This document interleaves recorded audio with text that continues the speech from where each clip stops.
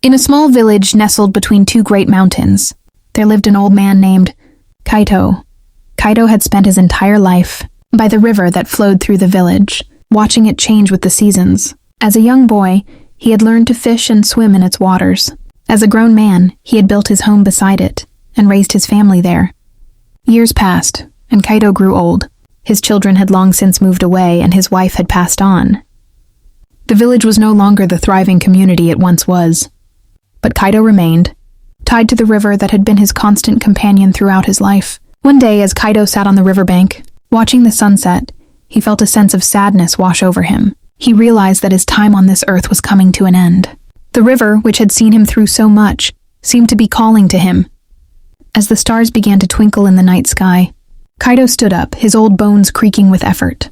He took one last look at the river, and then began to walk along its banks, following the flow of the water. As he walked, the river seemed to grow wider and deeper, until Kaito found himself standing at the edge of a great sparkling lake, and in the center of the lake, he saw a small wooden boat waiting for him.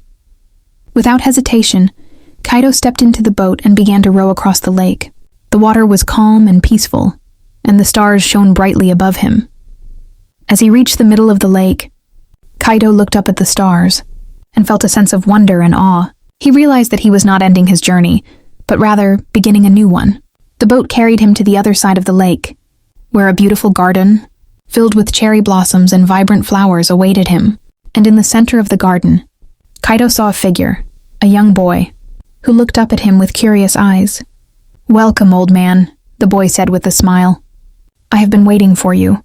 My name is Kaito, and I am your great-great-grandson." As the old Kaito looked at the young boy, he felt a sense of joy and wonder. He realized that life was indeed a circle, and that the end of one journey was merely the beginning of another.